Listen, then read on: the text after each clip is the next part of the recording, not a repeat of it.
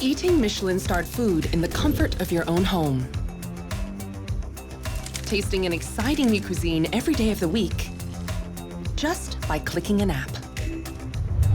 It wasn't always like that. Dining out was once a novelty, only for the wealthy. It wasn't long before that notion would be completely challenged.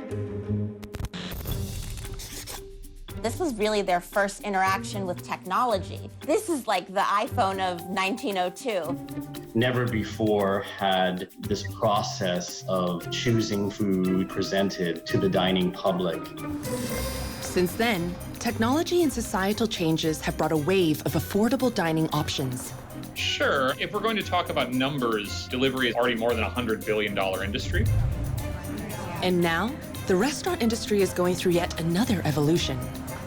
From brick and mortar into the cloud. The global restaurant industry is a multi-trillion-dollar industry. There's absolutely enough room for, many, many different concepts. So we have to re-engineer what our cooks do in the kitchen. A traditional restaurant may take 8, 10, 15 minutes to prepare. Ours right now is between 3 and 5 minutes. So when and how did we start eating from a little box? This was revolutionary. They were made of glass, marble, and they were magnificent. I didn't think I could use data analytics for food. We've got big goals. How do we build a brand that doesn't exist on the street, that doesn't exist in a bricks and mortar space?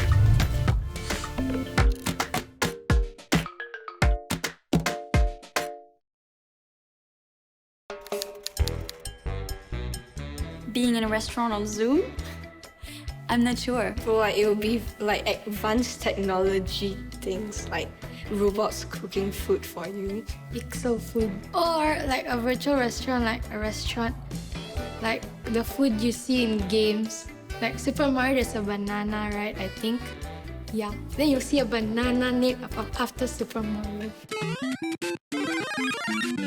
If you said virtual restaurant to me, it'd be like those guys that only set up in dark kitchens to serve delivery orders specifically. Virtual restaurant. To me, it sounds like I'm going to look at a computer screen and not get anything into my stomach.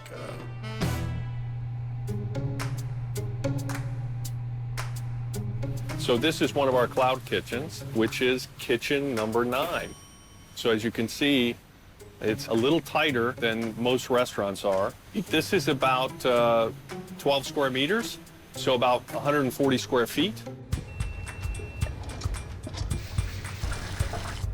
Sean Smithson is the co-founder of Tiffin Labs and resident kitchen choreographer.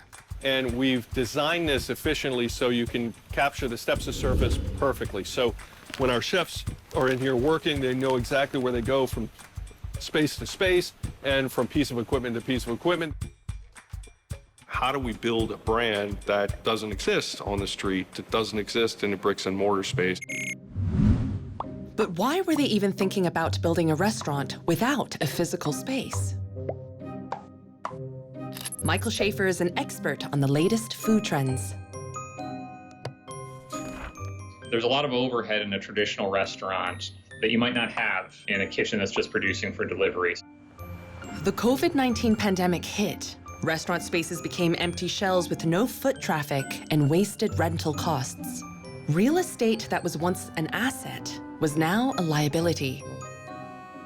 So the Tiffin Labs team decided to strip out the unnecessary costs and focus on where the money was at. Sure. I mean, if we're going to talk about numbers, delivery is already more than a $100 billion industry. We expect it to nearly double by 2024.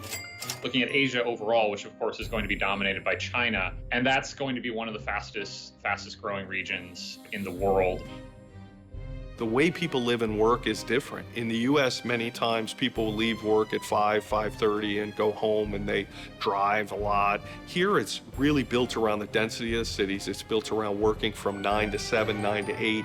Your time is that commodity. In Southeast Asia, Indonesia takes the biggest slice of the food delivery pie, with Singapore coming in strong in second place. Why? Because 80% of Singaporeans own a smartphone. And with a changing society, less people are cooking at home and more are turning to fast and fuss-free food delivery services. And in 2020, Singapore was Tiffin Labs' first test market for their business. Singapore is actually a very, very good microcosm for us. It was a template for the rest of the world, right? It was a high-density city with high-knowledge workers, disposable income, high cost, high labor, high food cost. How do we make sure the economics work? How do we grow in places that are already ripe for disruption and really make a difference in those markets where we feel like we can adapt and grow fast? But who is the online customer? Teenagers, university students, young working professionals. But now, ordering food online has become a habit for every age. And since COVID-19's lockdown, everyone has joined the online bandwagon. People ordering more in because it's easy. Lawrence Kohler uses behavioral economics and psychology to help brands and companies create business opportunities. Digital is completely adapted by everyone, even by the seniors in every country. It's easy to do. Of course, a big trend to convenience. It's much easier these days to really order food in and have a huge variety at your fingertip. But delivery is not, well, revolutionary. The legend goes Queen Margarita, tired of eating fancy food, ordered a meal fit for a commoner to be delivered right to her royal quarters. Mahadeo Havichi started a lunch delivery service in Mumbai, the Dabbawalas, the 125-year-old network that still feeds Mumbai today. Industrialization and the technology revolution led to Domino's Pizza, delivering takeaway to you. And then came the app revolution. Since the dawn of humankind, human beings have tried to increase the profitability of a food source by reducing the amount of energy and time invested in obtaining it. Adam Wenzel is a food psychologist, researching why we eat the food we eat. So for example, if you have to drive 30 minutes to pick up a pizza, it's actually less profitable in terms of the energy it yields and the time invested versus having the exact same pizza delivered. So in a way, things like vending machines and instant foods, and certainly delivery pizzas, are the epitome of optimal foraging. Optimal foraging today means grab and go. And the latest foraging trend for the multi-trillion-dollar restaurant industry is fast casual chains. And that is exactly what the co-founder of Tiffin Labs, Nat, picked up at his last role. I was part of the team that together launched the food business in Thailand. My job at Grab, I saw the impact of food delivery on consumers, merchants in the traditional F&B space, and saw very clearly what the gaps were. The gap they identified was not an offshoot of a traditional restaurant. Instead, they toyed with a completely new concept, the virtual restaurant. We spent almost a year studying the whole space to understand what worked, what didn't work. We really thought we came up with something revolutionary. What exactly is a virtual restaurant? Also known as dark, ghost, or cloud kitchen.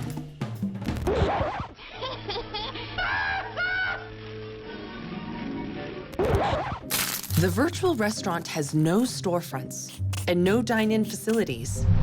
The only way you can order their food is through the internet, leading to its name, a kitchen in the clouds.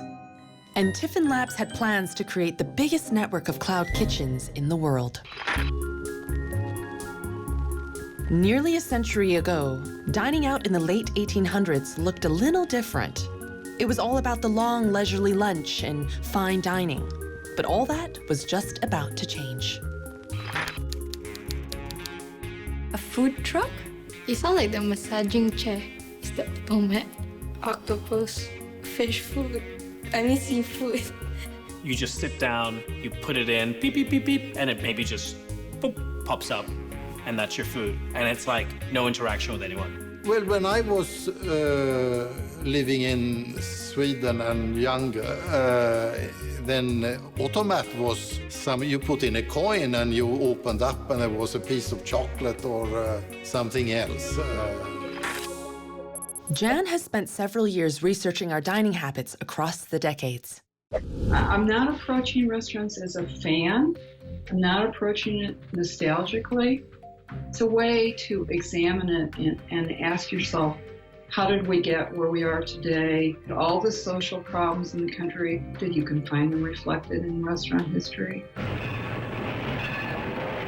Industrialization sort of spread of white-collar jobs also in cities, office jobs. That's part of the growth of modern capitalism. So people moved from rural areas into the city. What starts to happen during the early 20th century, as more and more people are working in factories, more women are joining the workforce. The workforce itself was becoming more diverse. David Freeland is the author of Automats, Taxi Dances, and Vaudeville, a book about New York's social and cultural history. People didn't have time for these long meals during the middle of the day. So we start to see the beginnings of what we would now call fast food. Women really scrutinized restaurants. They were more conscious of hygiene and sanitation, and they really demanded cleaner, nicer, and more pleasant spaces to eat in. This would be the cultural setting that would spark the Automat craze in America. The Automat was created in Germany in 1895. Like the modern vending machine, it was an automatic fast food restaurant serving food and drinks without the need for any human interaction. And then you also had this distrust of waiters. They really liked the idea of serving themselves and not having to deal with waiting staff. Lisa Hurwitz has spent the last 10 years researching the machine that would take the country by storm. The story of Joseph Horn and Frank Hardart happened a long time ago. The story goes that a traveling salesman approached the team with this concept of an automatic restaurant. An automatic restaurant that was all the rage in Germany. My great-grandfather traveled to Europe to check it out. Frank Hardart was born in Germany, but hadn't been back since he immigrated to New Orleans, Louisiana. And the first time he laid eyes on the Automat in action, it was love at first sight. Rosemary Wiley knows all this because she's Frank Hardart's great-granddaughter. They brought the Automat on a ship, and the first one they bought sank. So they got another one. Took another year for it to be built and shipped. In 1902, the Automat, the shiny modern machine, was exactly what the working folks of America were looking for. Waiterless, fast, and efficient. It was the beginning of our love affair with quick and fast food.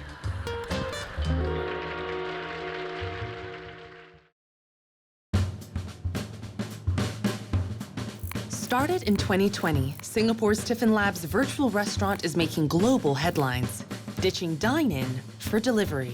I absolutely think virtual restaurants as a concept have disrupted the food and beverage industry. Already we're seeing packaged foods companies thinking about ways that they can get into prepared meals via delivery. That is the source of so much interest and concern, from some of the largest food and drink companies in the world. I think that alone, shows that this is very much a disruptive trend that will go on disrupting for some time. But how did Tiffin Labs take this delivery trend and turn it into an innovation? They redesigned the traditional kitchen, and it began with this. In the average restaurant kitchen, approximately 1,000 square meters in size, you have a station for cleaning and washing, storage, food preparation, a cooking, and a service station. A trusted system designed in the 1800s that had no reason to change, up until Tiffin Labs came along. So this is one of our cloud kitchens, which is kitchen number 9. So as you can see, it's a little tighter than most restaurants are. This is about 12 square meters, so about 140 square feet. And we've designed this efficiently so you can capture the steps of surface perfectly. So when our chefs are in here working, they know exactly where they go from space to space and from piece of equipment to piece of equipment.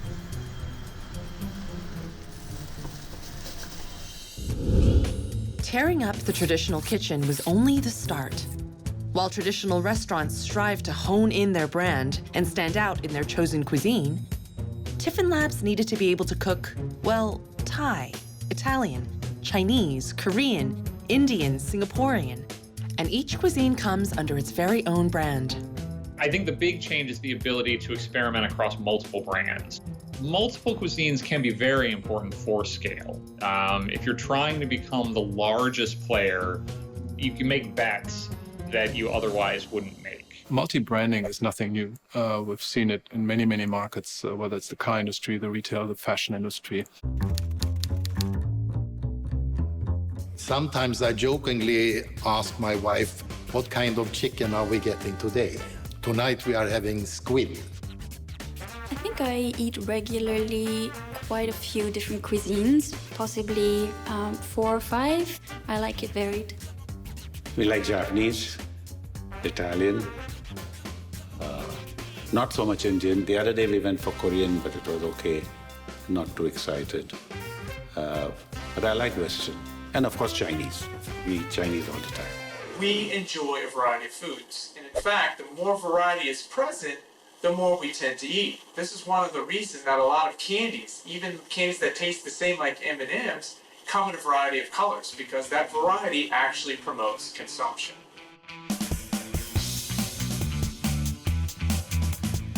It helps you to generate economies of scale. Helps you on the supply, especially on the food business where it's less waste.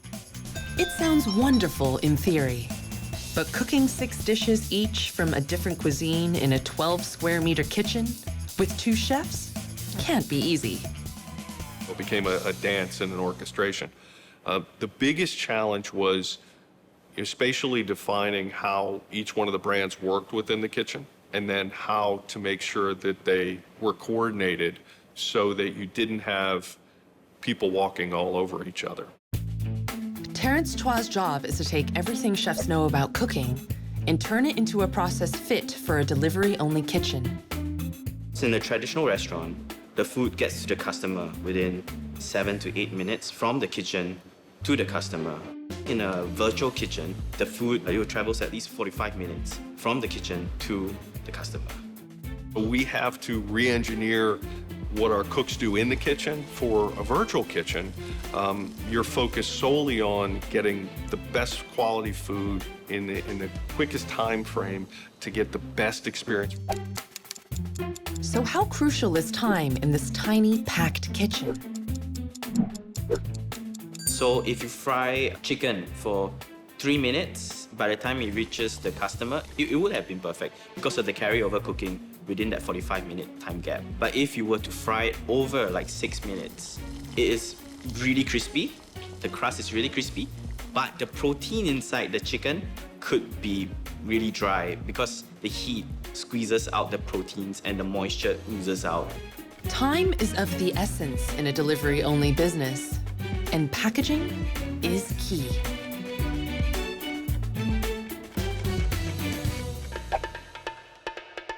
I think it's probably the 50-50. It's a very good marriage between the packaging and the product. We were starting to build our Potato Lab brand, which is a snack brand that has French fries. We brought about 50 orders of fries back. We put all this packaging out. We have probably 80 pieces of packaging, and we started sorting. But when it got into 30 and 45 minutes, the packaging really started to erode the product. And what we finally came down to was the best product we had was the one that we're trying. But even then, we continue to see it as multifaceted, right? It has to deliver the food high quality, and it has to be tasty, and it has to be a good experience. Variety, time, packaging. Tiffin Labs' motto. Not so different from another fast food phenomenon from the past. In 1902, the Automat, in all its gleaming glory, had just been unleashed on the American population. They were extremely large, taller than us, very wide, and they were made of glass and marble. They were magnificent. You might not even speak English yet, but you can go to the Automat. This was really their first interaction with technology. This is like the iPhone of 1902. You're really using technology by using an Automat. Chicken pot pie for $1.15. Halibut steak for $1.50. Delicious food at affordable prices. Culturally, the Automat was groundbreaking. And never before had this process of choosing food been presented to the dining public. It was just a giant machine full of all sorts of opportunity. The Horn Hardart Automat's marketed choice. We see that now today where everything is about options and personalized. Starbucks.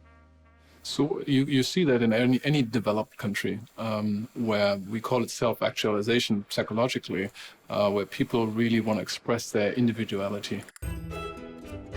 And that leads to customization and personalization. So you don't want to order or buy something that everyone else has. You want to have something specific. The other part of it is control. When we get to personalize food, we get to take control, right? And control of our own destiny. By 1920, the economic model that fueled the Automat's success was threatened by the Great Depression. October 29, 1929, Black Tuesday. The New York Stock Exchange is in a panic.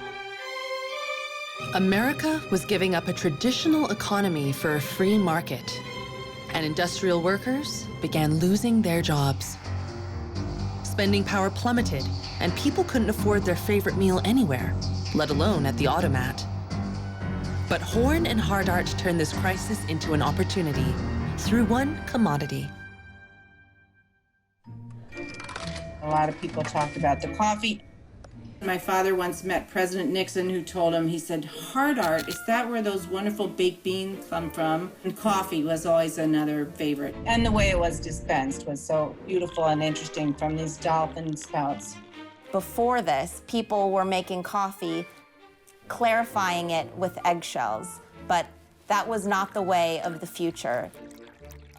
So they were so known for their fabulous cup of drip coffee. They were agreed upon as one of the best cups of coffee in the city, and it was so delicious.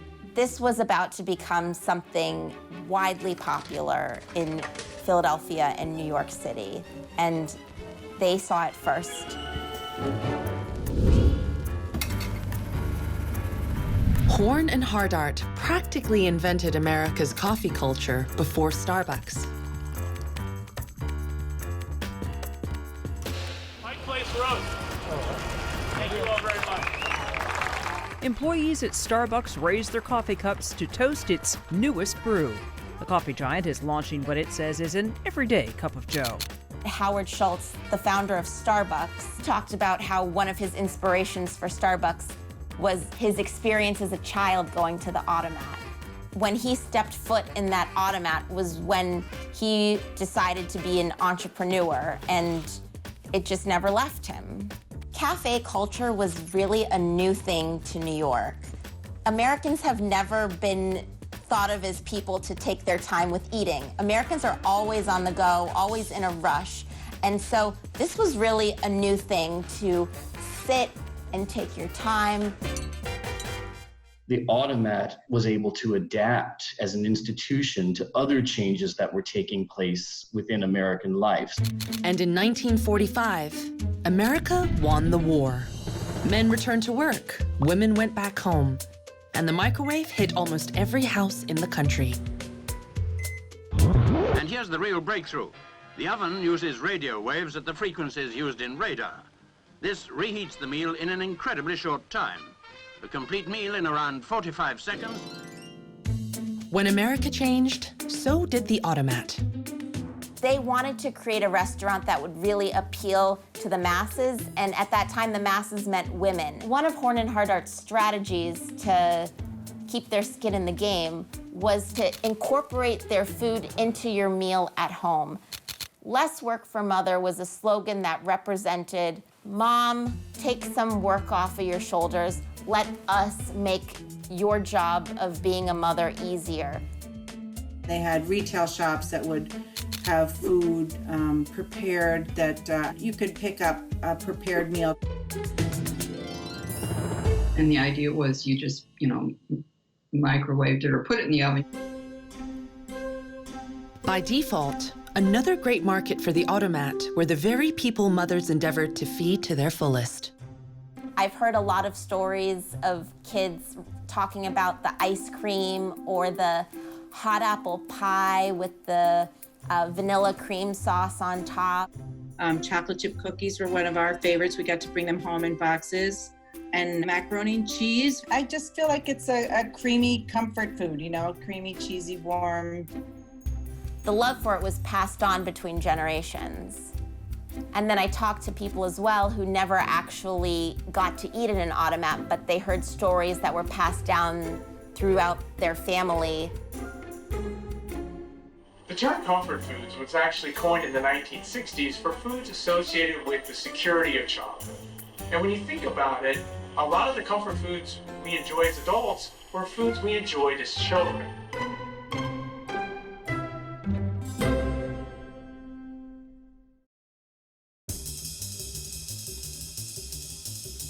The Automat won people over in the mid-1940s during the war years, with marketing campaigns like less work for mothers and wartime comfort food like mashed potatoes and baked beans. But post-war America craved more than utility. The people wanted quality. And it also shows how glamour fits in with the dinner table. Every dish guaranteed to stimulate a jaded appetite. The way to the heart of the most stubborn bachelor is through his tum-tum. The original Automats that came from Europe, those relied on a dumbwaiter system. You would order your food, and then there would be a kitchen downstairs where they would make the food for you, and then they would bring it up to you on a dumbwaiter pulley kind of system, like an elevator operated from the basement. Unfortunately for Horn and Hardart, the Automat's machinery was slow and inefficient. Come on, Mushy. Hey, let's go, Sobby. And complaints about the Automat's food quality began flooding in. The food was pre-made, it was ready to go. For a long time, it was fresh. That became a problem in its later years when you didn't have enough foot traffic. You had the food sitting there for too long of a time, and then the quality started to decline at that point. Horn and Hardart had one option. They completely revamped their vending mechanisms. They went from a dumbwaiter system that brought food up from where it was prepped to a rotary system with pockets that held food. So there were different pockets for hot and cold food. So if you can imagine a pivot, and around the sides of it were these insulated compartments. The design of the hot pockets meant that pies could stay warm and ice cream could stay cold. From the outside, all the customer would see would be a glass window, and inside of the window would be an order of macaroni and cheese or turnips or chicken or pie. And once the customer put nickels in the slot next to the window would spring open. The customer would reach in and take out the order of whatever it is they wanted. Food was dispensed super quickly and at the right temperature. But Horn and Hardart had one more challenge: consistency. They eliminated those basement kitchens, and they actually began preparing the food off-site in commissaries. I got to go as a child with my dad and my sister to where they made the food. It was sort of a gigantic kitchen or a food factory. And then the conveyor belts would take the pies when they came through the oven, and different employees would do different steps of the cooking process. So it was like an assembly line, like a scientific, clean place where this wonderful food was coming out. They were preparing so much food all at the same time in one place and then sending it out to many different places. This was revolutionary. Tasting and testing food was a part of the Horn and Hardart quality control in the commissaries. This was a daily ritual of the company where the executives would sit around a table, they'd invite a few guests, and they would taste the food that was from the commissary to make sure that it tasted right. And once they approved it, then it could be sent out all over the rest of the city. It was the mid-1950s, and Horn and Hardart was staying afloat, a stickler for quality and constant innovation. Yeah, I think it's very challenging to last for so long, like 100 years. We see only few companies can really weather the storms, like a GE or an IBM and so forth. It takes a lot of resilience because there's so many challenges for a company along the way, and it takes a willingness to change. Decades later, enter the cloud kitchen. And while it's relatively new, the business model is facing similar challenges. And its effects are tenfold because Tiffin Labs is a cloud kitchen with no physical store.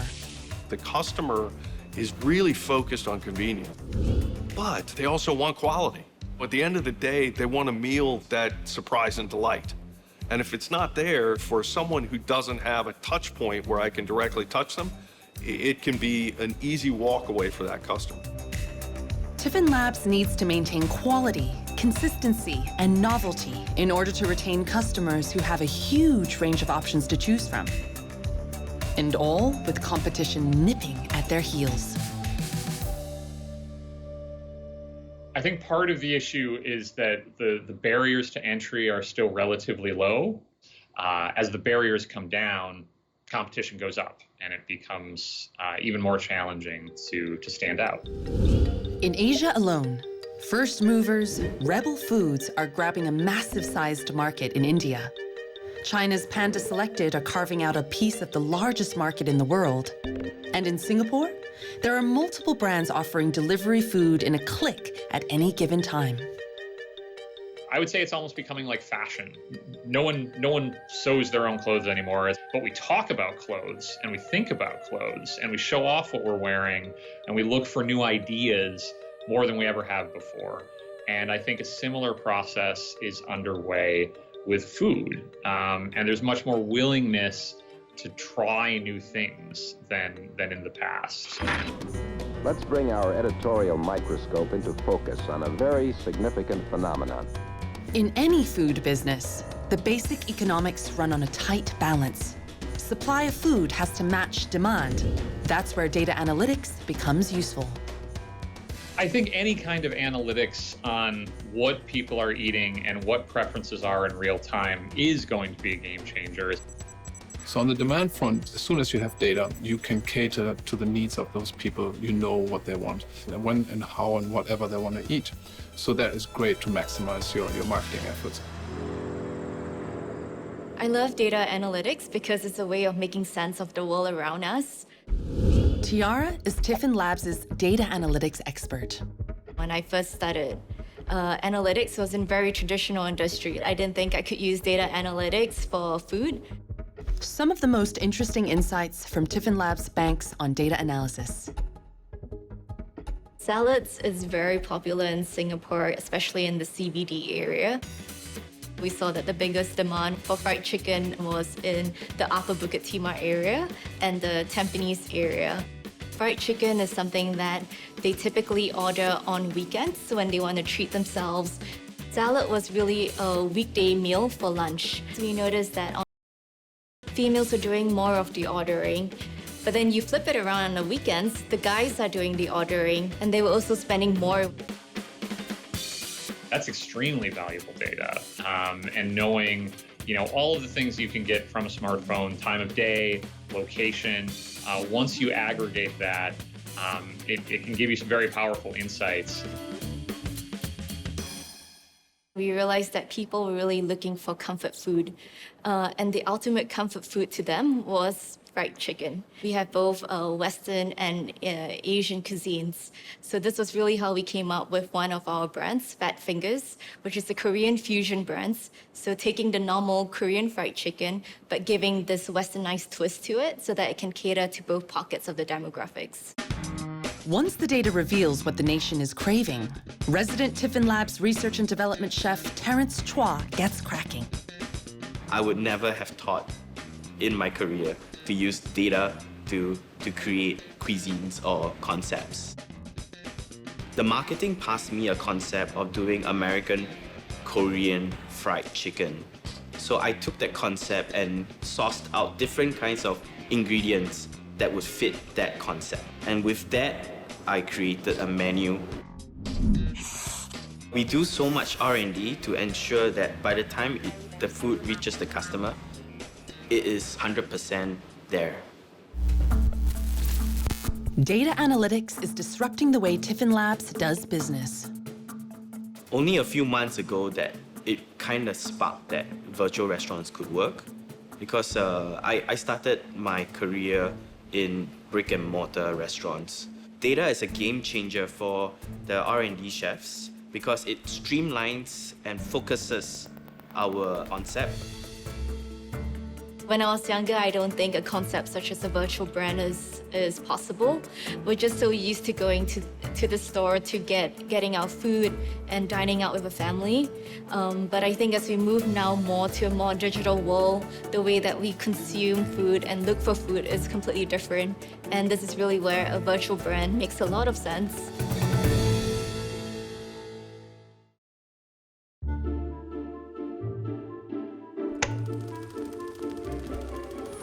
'60s America, the era of great inflation. The cost of everything was increasing. They needed to raise the cup of coffee from a nickel to 10 cents, which is something that they avoided doing for so many years. But at a certain point, it became unavoidable. It wasn't just about the price increasing, but it was about the times changing. It was sort of about the world changing, and the Automat represented the old world and a much simpler time.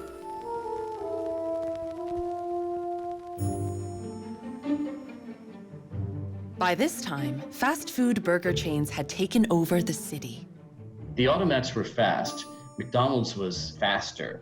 The whole fast food culture of McDonald's and Burger King militates against that kind of languorous expenditure of time spent within the space itself. The Automat technology by the 1960s, it wasn't anymore the revolutionary turn of the century kind of experience that it once was. It was becoming old-fashioned. As America expanded into the suburbs, fast food chains quickly followed suit. People were drawn to McDonald's and Burger King, certainly because of marketing. And now Burger King introduces the bacon. Those corporations marketed on a national level. The Automats never did that because they never expanded nationally. Aren't you hungry for Burger King now? Aren't you hungry for the new bacon double cheeseburger now? This was terrible for their business. They were depending on the foot traffic, and they had high rents to pay. And they had many, many locations. And also, people's tastes were changing, the types of food that they wanted to eat. People wanted fast food that was really basic. Fast food chains also had one more advantage over Horn and Hardart. When the automobile industry exploded, McDonald's and Burger King were the first to offer drive-through lanes. Burger King? Yeah, this is Burger King. Would you deliver a chef salad? For you? Absolutely. Part of why there still isn't a Horn and Hardart today is that they didn't do a good job of forecasting what was ahead and staying ahead. I think they took their success for granted. Horn and Hardart had failed to innovate. Industrialization had caused a shift in the food industry. Just like how Henry Ford revolutionized car production with the assembly line, the McDonald brothers created the Speedy system, where experienced cooks were replaced by many unskilled workers who did one small, specific step in the food preparation process. Wages remained low, keeping food costs down, and Americans lapped up the fast food chains. Soon, money laundering scandals began to taint the Automat's reputation. It was no longer a family business. It really no longer was the restaurant that it was. It was a company with very high morals. The whole chain collapsed. Suddenly one day they're gone. The restaurant business has always been a very risky business. It has had a very high failure rate, always. So many different things caught up with them. But it was a pretty long run that they had. It was amazing when you think of it, and how these, restaurants are a competitive business. 80 years after they opened, Horn and Hardart declared bankruptcy. But it wasn't all over for the company that invented the Automat in America. They had one ace left up their sleeve. They were trying to leverage their real estate. They were in really dire straits, and they didn't have much of a choice. It wasn't so much of a secret weapon as it was a final attempt. Land once occupied by the Automat had a value of $7.5 million in 1973. They did franchises with some newer restaurants, Burger King, for example. They bought shares in Burger King stock. Apparently, they considered buying the company of Burger King. By 1991, almost a century after it opened, most Automat locations were leased out to Burger King. I have been reading about the Automat for around 10 years now. I love the Automat for what it represents and always will represent, even though it's gone. It was a brilliant idea. It really was. Singapore's virtual restaurant Tiffin Labs is making waves for disrupting the food delivery industry. We've been moving very fast. What we're doing is groundbreaking in a lot of ways. For a company born out of a small country, Tiffin Labs has big ambitions. We're already focused on building a network of kitchens that is global in nature, that really takes into account everything from our supply chain to R&D to data analytics to operations to execution. One of the biggest challenges for us in terms of building a global F&B brand is no two countries are the same. The taste palettes between Singapore, New York, and London are definitely different. Even though we have a menu and recipe built out, there is always a degree of localization to meet the needs of the local taste palettes. Although the recipes are slightly tweaked, imagine the idea of ordering your favorite chicken rice made in Singapore, but while overseas.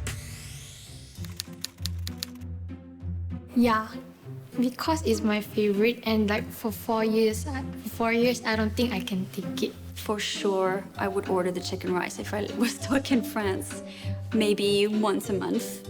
I love my laksa, kway teow, chicken rice. I would crave and I'd order it, yeah. Yeah. Are you joking? Of course. Finding chicken rice when you're in like North America is like, oh my God, it's the greatest thing since sliced bread. Yes, if the prices were similar to Singapore. Otherwise, I would order pepper crab or chili crab.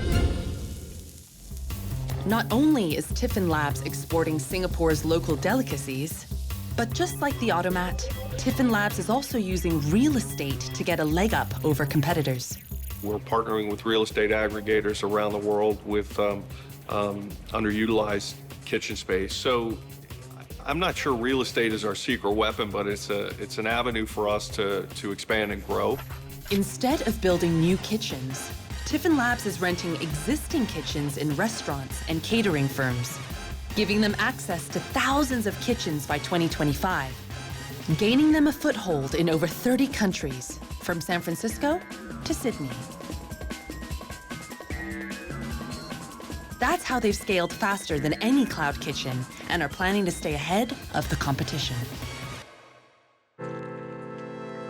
With Tiffin Labs poised to disrupt the restaurant industry not just locally, but globally as well, will this spell the end of the traditional restaurant? We're going to see a lot of innovation there. And so I would say, if anything, this is going to drive better experiences in the restaurant, because we may be asking restaurants to do fewer things, fewer occasions. We're not all going to shut ourselves up in our homes.